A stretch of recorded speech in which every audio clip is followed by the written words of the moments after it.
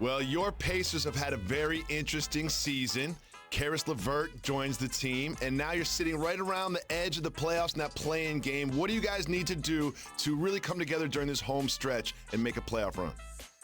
Well, the biggest thing we had to do was get healthy. We're getting there. I'm going to be out the next couple of games, but, I'll be back real soon. And now that we have a healthy roster outside of TJ Warren, I think we can really, get things going. We're kind of starting to come together. Obviously defensively is one of the places that we're trying to put a lot of emphasis on. And just knowing that there's a lot of pressure this back half of the season and just finishing the right way. Well, Jacoby, he's a lot more disciplined and humble than I am. When Indiana get healthy, they're going to be a problem, dog. I've been trying to tell y'all, Indiana's going to be a problem when they get healthy. Hey, Myles, you lead the league in blocks total and blocks per game. What is your mentality of not only playing terrific defense, but playing without fouling? That's a great question. I feel like the way our defensive schemes are set up, our guards funnel everything to me in the middle, and just staying disciplined. Guys are, conscious of me. I hear opposing teams like say I foul, like, oh, that's one, that's two, that's three. So I know what teams' schemes are. So having that in the back of my mind, I know that I have to stay disciplined out there, and things change a lot when I'm out there. So just going after everything, but at the same time, just being fearless. Our coach, he said, hey, if you get 2 or 3 fouls in the first half, I'm going to play. You got to play through it. So I like that mentality, and that's one that's grown on me this season. One thing I've noticed is while you do lead the league in blocks and blocks per game, when I watch Pacers games, I see a lot of opposing guards just get a little shook when they get in the lane and then try a floater or something off balance to avoid getting their shot blocked. Do you sense that in the opposing teams that you're an intimidating presence in the middle, changing the game? Most definitely. I think teams are wary of me down there. Teams have to change up their whole scheme when I'm out there. I think when I go to the bench or when I'm not playing, that's when teams make it an emphasis to get to the paint. But when I'm out there, they try to switch things up or get me in foul trouble, as Jalen was saying. So I love that, and if anything, it helps our team. Trying to keep the points in the paint low, and just continuing to build who I am. Who I've been for years now.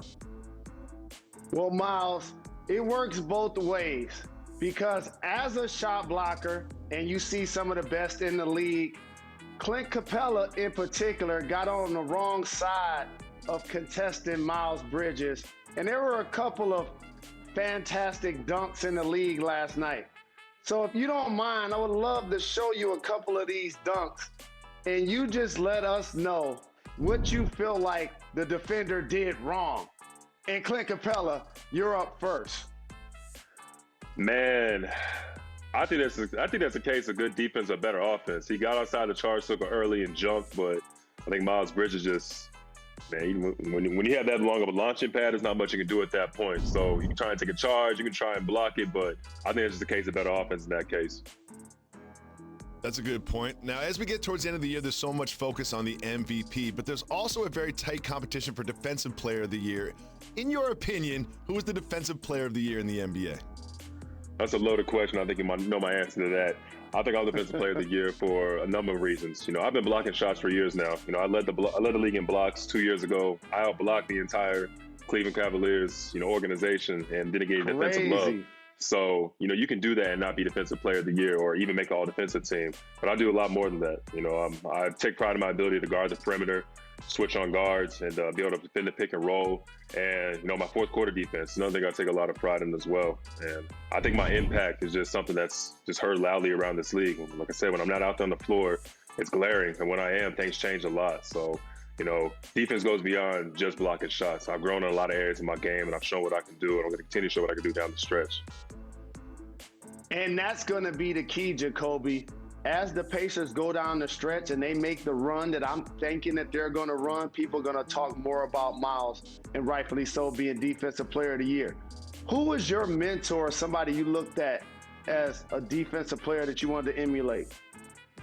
There was a couple of guys. When I was growing up, I loved watching KG, Ben Wallace, another one, those Detroit days.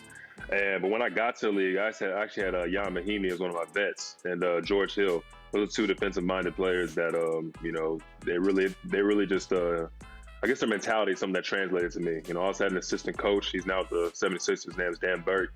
He's someone who really changed my defensive philosophy coming to the league. You know, when I came in the league, I was just like, oh, blah, blah, block this shot, block this, block that. But he's the one who really talked about positioning and then being that traffic cop, if you will, just anchoring the defense. So I've had quite a few guys, but over my tenure, but, you know, over the past years, just learning, that's been the biggest thing for me.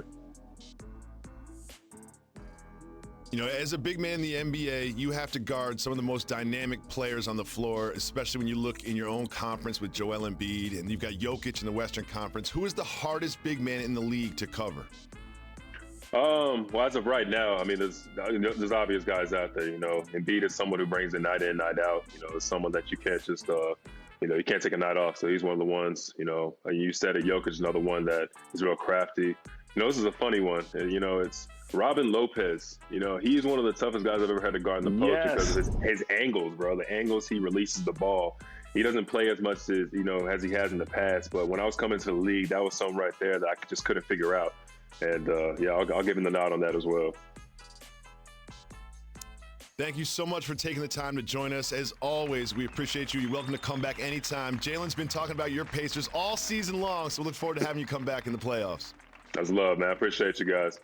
Appreciate the love. You. Thanks for watching ESPN on YouTube. For live streaming sports and premium content, subscribe to ESPN Plus right now.